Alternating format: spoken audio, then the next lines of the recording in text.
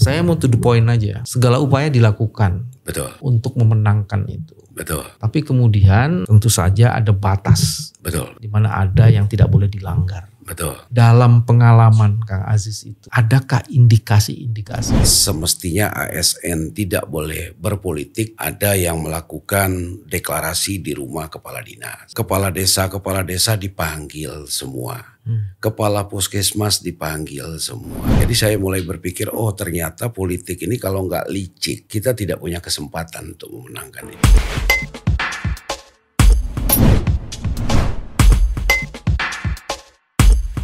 Bismillahirrahmanirrahim. Assalamualaikum warahmatullahi wabarakatuh. Teman-teman, jumpa lagi di channel ini, channel yang ingin terus-menerus menjaga kewarasan. Alhamdulillah, hari ini ada salah satu narasumber yang mudah-mudahan bisa menjaga kewarasan kita. Beliau ini adalah, saya sebutnya aja Kang Aziz. Tapi nama lengkapnya siapa sih Kang? Sulman Aziz. Sulman Aziz. Siap. Beliau ini adalah perwira aktif kepolisian sampai September 2024. Setelah itu beliau menjadi kandidat untuk satu daerah pemilihan. Nanti kita akan kulik. Dan kemudian dia bertarung di daerah pemilihan itu. Alhamdulillah menjadi runner up. Runner up ya Kang? Betul. Nah, tapi yang dia ingin cerita adalah bagaimana lika-likunya ketika proses pemilihan kepala daerah itu terjadi. Mungkin banyak yang menarik di situ dan bisa menjadi pembelajaran tanpa hendak menyalahkan siapapun. Tapi kita akan kulik itu. Kang? Siap. Jadi runner up tapi senyum-senyum terus, maksudnya apa ini? Ya kita legowo aja terhadap Legowo. sesuatu yang kita hadapi. Legowo atas hasil tapi membongkar segala kecurangan menjadi sesuatu yang harus dilakukan juga kan?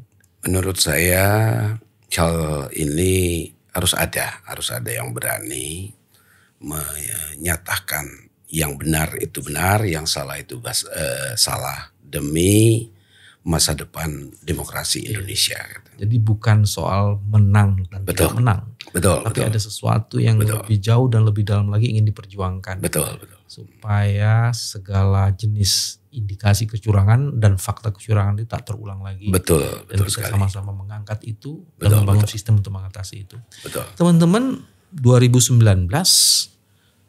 Kang Aziz yang pada saat itu masih menjadi perwira polisi aktif pernah mempersoalkan ketidaknetralan sebagian ASN, begitu ya?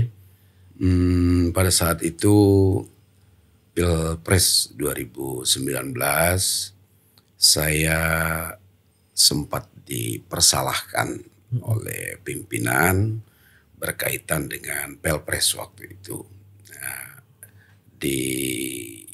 dipitnah lah saya. Jadi seolah-olah bahwa saya tidak netral pada saat itu. Tapi alhamdulillah udah selesai kasus Pilpres. Tapi sesungguhnya apa? Dituduh tidak netral tapi sesungguhnya? Pada saat itu saya sebagai Kapolsek Pasirwangi, Polres Garut. Kemudian ada deklarasi Prabowo Sandi pada saat itu di wilayah hukum di mana saya bertugas. Dengan adanya deklarasi itu, asumsi dari pimpinan saya pada saat itu, jadi seolah-olah sayalah yang memfasilitasi itu. Ya, harapan yang bersangkutan mungkin pada saat itu ya tidak ada. Supaya tidak ada deklarasi. Itu. Oh gitu ya. Oke. Itu tahun 2019. Kita sekarang di 2024. Kita akan kulik. Kang Aziz calon kepala daerah. Kemarin saya sempat mencalonkan diri sebagai salah satu kandidat calon bupati di Kabupaten Kaur. Bagian daripada Provinsi Bengkulu. Provinsi Bengkulu, Kabupaten Kaur. Betul. Oke. Saya mau to the point aja. Segala upaya dilakukan. Betul. Untuk memenangkan itu. Betul.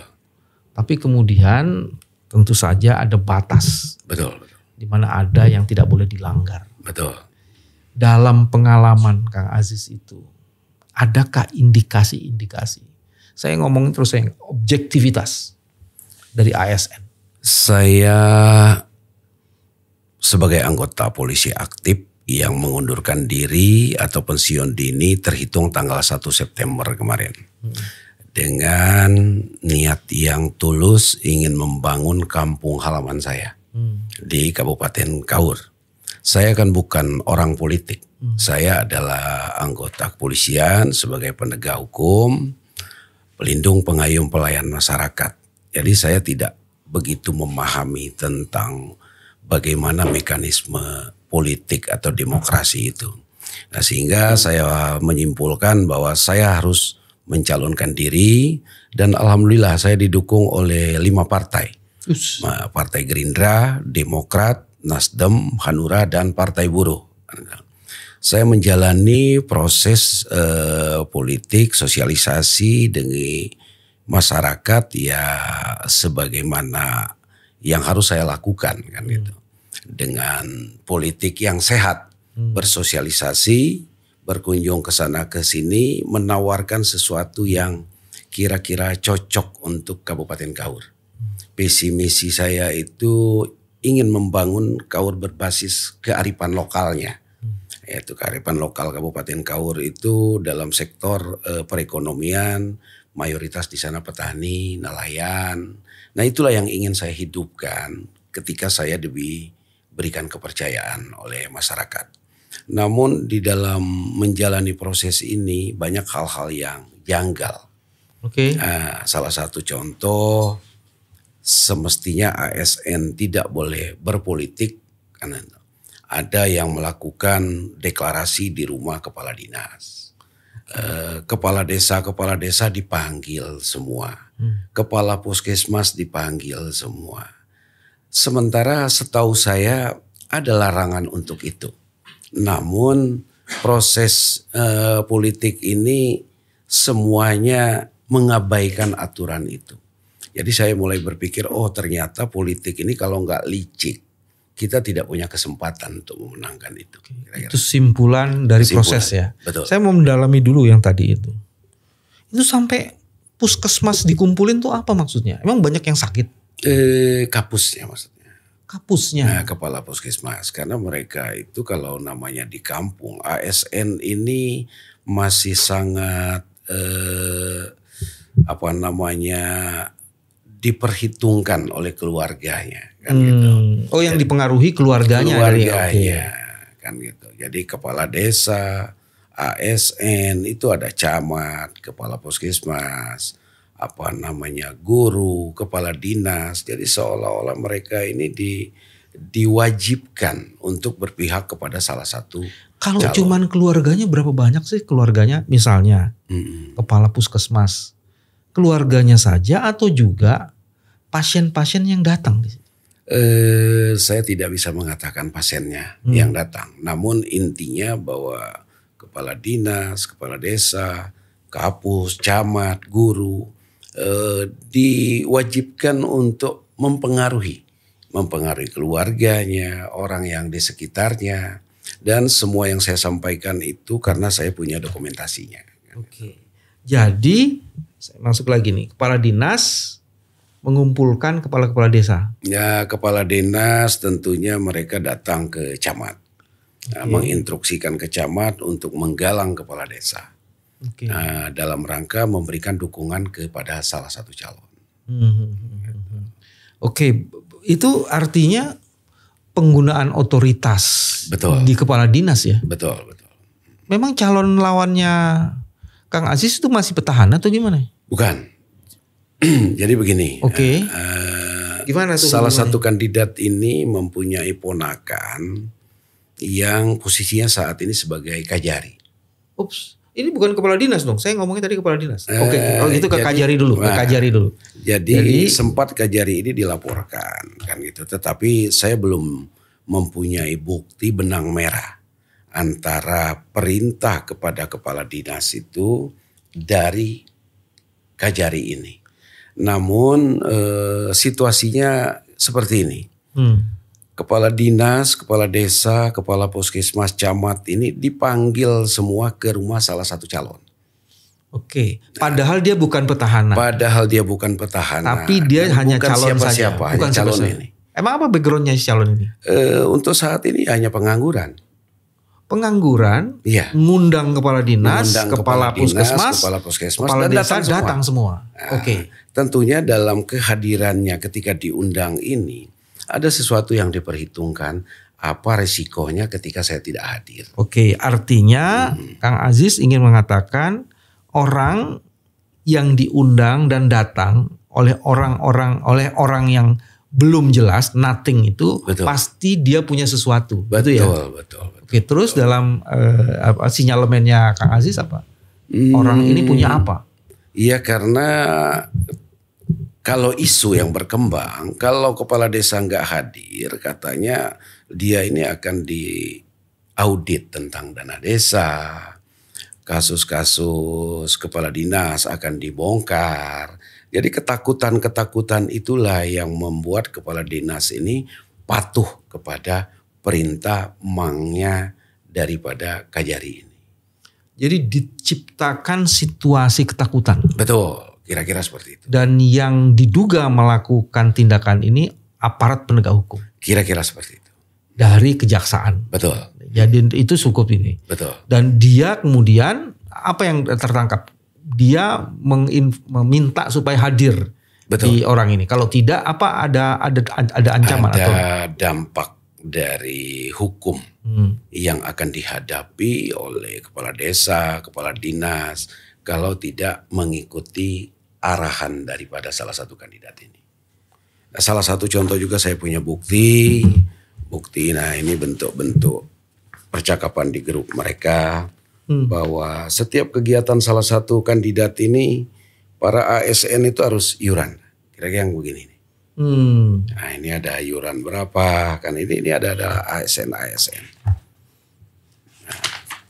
ini salah satu bukti bahwa kepala desa ASN itu terlibat langsung dalam pilkada Kabupaten Kaur kemarin. coba di ini. Ada seseorang yang diduga terlibat dan dia adalah kepala salah satu institusi penegakan hukum. Betul.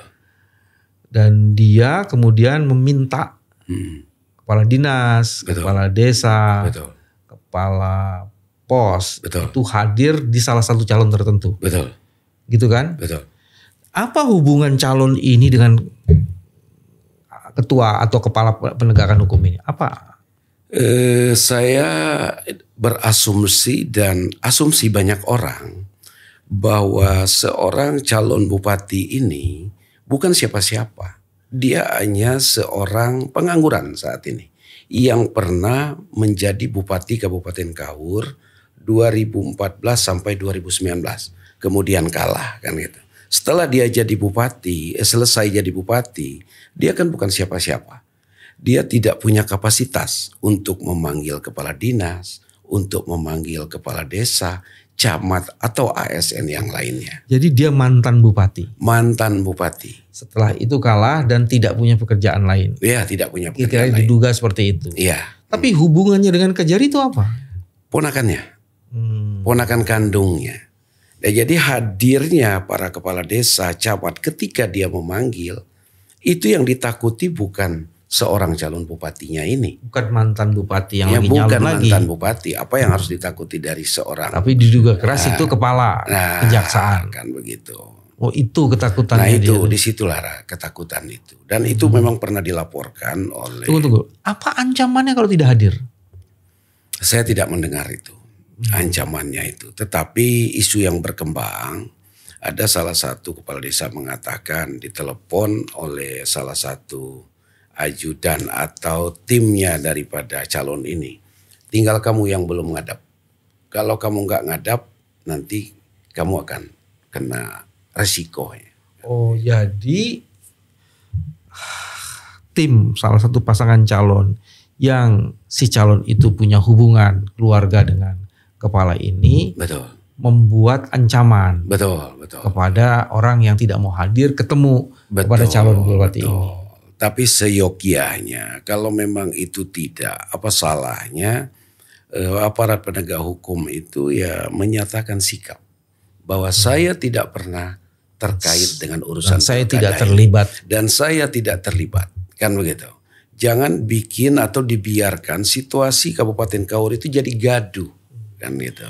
Ada nggak kebijakan-kebijakan yang sifatnya tertulis yang bisa dilihat yang dilakukan oleh kepala ini untuk memanggil orang-orang itu supaya ketemu kandidatnya itu? Saya tidak melihat benang merah itunya. Tetapi saya katakan bahwa seluruh kepala desa, camat, kepala dinas mayoritas hadir kalau dipanggil. Hadir kalau dipanggil. Kalau dipanggil. Dan ada konfirmasi bahwa mereka hadir karena apa gitu? Saya punya dokumentasinya. Tapi kehadiran mereka itu saya katakan kepala desa ASN tahu resikonya ketika dia berpolitik. Tetapi mereka mengabaikan resiko itu karena ada sesuatu yang lebih mereka takuti dari regulasi yang melarang kepala desa itu untuk berpolitik maupun kepala dinas itu.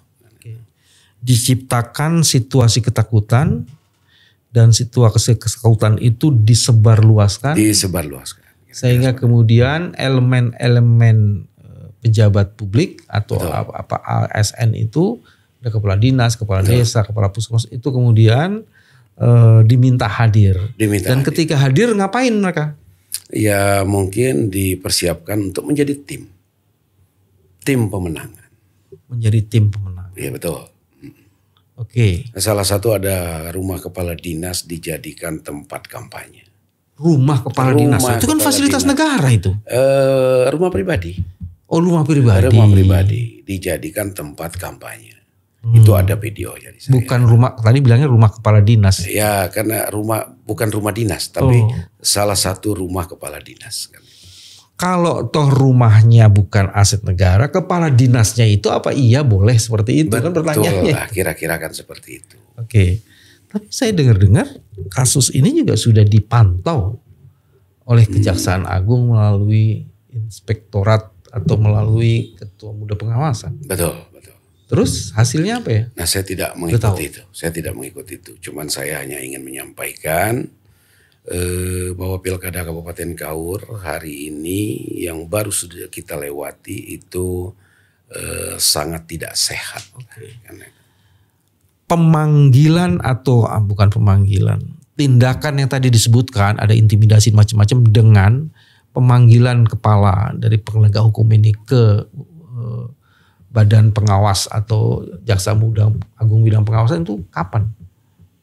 Itu di sekitar bulan November, sekitar 2 minggu menjelang pelaksanaan pilkada.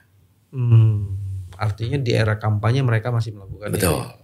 2 minggu sebelum pilkada, artinya kalau pilkada yang 27 tanggal 3 November. Lebih kurang. Tapi sebelumnya dia melakukan dalam tanda petik terrorizing itu ya? Saya tidak tahu persis itu, tetapi ada masyarakat yang berani melaporkan itu karena merasa terganggu. Ini akan mempengaruhi sistem demokrasi yang ada di Kabupaten Kaur. Bahannya ada ya tadi videonya ya? Ada. Dan itu yang melakukan diduga melakukan intimidasi itu memang dari aparat ya? Pada video itu? Betul. Okay. Teman-teman nanti kita lihat video itu. Jadi sudah ada langkah yang mempersoalkan pejabat itu. Betul. Tapi kita tidak pernah tahu atau belum tahu apa progres dan update terhadap tindakan itu. Betul. Tapi yang pasti instrumen kekuasaan itu bekerja. Selain aparat itu siapa lagi yang bekerja? Ada kepala dinas. Kepala desa, kepala puskesmas, camat, kan itu. Guru kan. RT RW enggak? Saya tidak tahu itu kalau RT. Terus RW siapa yang ini kalau enggak RT dan RW? Kan di desa ini kan ada perangkatnya. Kan kemungkinan perangkat desa. Kan. Tidak langsung RT RW tapi perangkat desa. Betul. Dalam kasus Bengkulu itu menjadi relevan. Walaupun dalam kasus daerah lainnya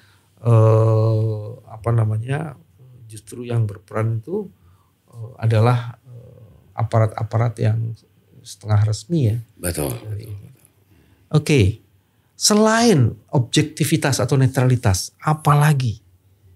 Ini kan pelaku nih. Pelaku artinya orang yang ikut dalam pilkada itu? Apalagi yang dirasakan yang menyebabkan independensi, objektivitas terhadap proses pilkada itu tidak berlangsung sepenuh-penuhnya? Keluarga saya banyak yang ASN juga di sana. Okay. Tapi dalam proses politik kemarin, saya tidak akan melebatkan yang namanya ASN untuk berpihak kepada saya. Karena saya sebagai penegak hukum tahu itu adalah dilarang oleh hukum. Namun mereka ini tidak ada yang berani. Silaturahmi aja nggak berani kepada saya. Karena apa? Karena takut di saat mereka sedang silaturahmi kepada kita, ada yang moto dia lagi bersama saya. Karena dengan foto itu mereka akan merasa terancam. Akan merasa terancam. Awas, nanti kamu akan dibidik oleh mereka. Nah inilah yang saya sesalkan kok. Mestinya ya politik, saudara ya saudara. Kan tidak mesti harus politik itu selalu dikaitkan dengan hal itu kan gitu. Yang tadi dicoba ditarik orang berkomunikasi antara satu dan lain-lainnya, itu isunya di situ ada politik uang ya, ada jual beli. Ya pasti. Politik uang pasti. Oke, selain itu apa ada lagi yang menarik, yang khas di Bengkulu apa namanya? Kaur. Bengkulu Kaur. Ada lagi nggak yang menarik informasi? Saya kira hanya itu yang saya pahami dan insya Allah apa yang saya sampaikan. Oke, itu dokumen apa aja sih yang disampaikan? Saya yang ada dokumentasinya kan. Gitu. Ini yang pertama TKK JP. Ini apa nih? Ini adalah grup ASN yang mendukung salah satu calon. Grup ASN. Ya, yang mendukung salah satu calon. Nah, ini bentuk iuran-iuran yang diwajibkan ke mereka. Jadi ada iuran yang diwajibkan kepada ASN untuk dibayarkan oleh ASN itu. Nah, untuk membiayai kegiatan-kegiatan salah satu calon. Dan ini ada surat resminya? Enggak. Hanya ini screenshotan daripada grup mereka. Ada screenshot yang menjelaskan supaya orang-orang yang diundang itu membantu gitu kan? Pergerakan salah satu calon. Pergerakan satu calon dengan cara berkontribusi memberikan sesuatu untuk kepentingan lancarnya kegiatan gitu ya. Oke. Terusnya ada apa lagi nih? Komunikasi percakapan mereka. Percakapan mereka. Coba dicari yang paling menarik oleh Pak Aziz apa misalnya?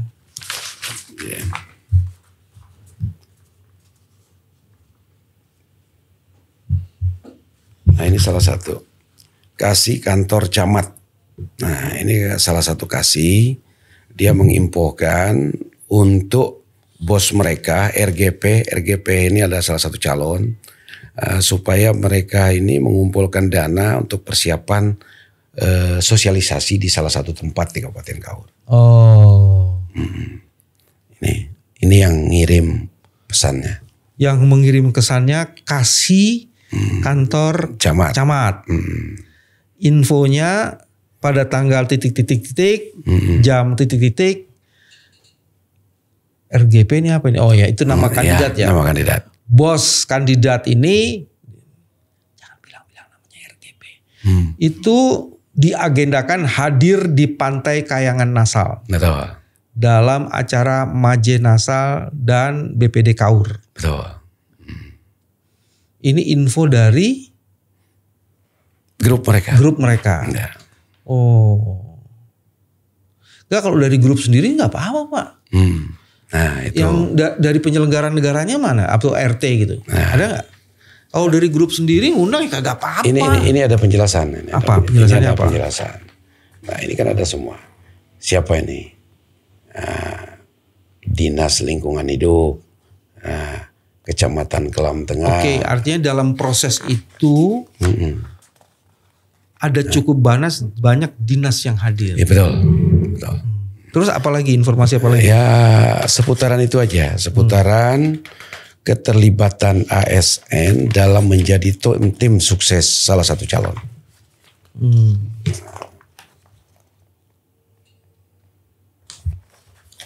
Itu apa tuh? Ini apa ini tadi nih?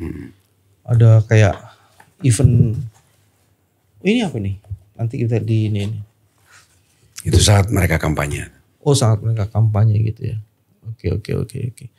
Satu, objektivitas. Objektivitas itu kemudian disertai dengan politik uang. Betul. Apalagi yang menarik? Keterlibatan aparat penegak hukum. Keterlibatan aparat penegak hukum. Dalam rangka intervensi terhadap ASN. Misalnya apa? Ya tadi, bahwa kalau tanpa kehadiran penegak hukum ini, saya yakin ASN ini tidak akan sepenuhnya berpihak kepada salah satu calon. Kan itu. Jadi penegak hukum itu justru menjadi instrumen penting untuk mendorong ASN. ASN, satu lembaga-lembaga penyelenggara negara atau pegawai negeri itu, betul, menggunakan pengaruhnya untuk menekan ASN untuk berpihak kepada keluarganya. Oke, ada yang khas nggak di sana? Modus operandi. Hanya itu yang kita pahami. Oke, teman-teman, kolega kita ini yang penjaga kewarasannya nih, Pak Aziz ini, dia juga sebagai calon dan dia membuktikan di lapangan ada begitu banyak kecurangan. Betul. Dan kecurangan itu melibatkan aparat penyelenggara negara, betul, atau aparat sipil negara, dan juga bahkan aparat dari lembaga penegakan hukum. Dan ini sangat mengerikan dan itu terjadi di Kabupaten Kaur, Provinsi Bengkulu. Ada yang masih mau ditambahkan? Saya dalam kesempatan ini bukan tidak terima kekalahan, tetapi paling tidak saya sebagai putra daerah Kaur punya tanggung jawab moral untuk membangun sistem politik yang sehat. Ya paling tidak setelah saya ke depannya tidak ada hal-hal seperti ini lagi. Hanya itu yang terkandung di dalam pesan saya pada sore ini. Kang Aziz sudah membuktikan bertarung secara terhormat di dalam proses pilkada. Dan dia menemukan ada keterlibatan penyelenggara negara. Dimulai dari level yang paling kecil. Betul. RT, RW, kelurahan, kecamatan, dan lain-lain seperti itu.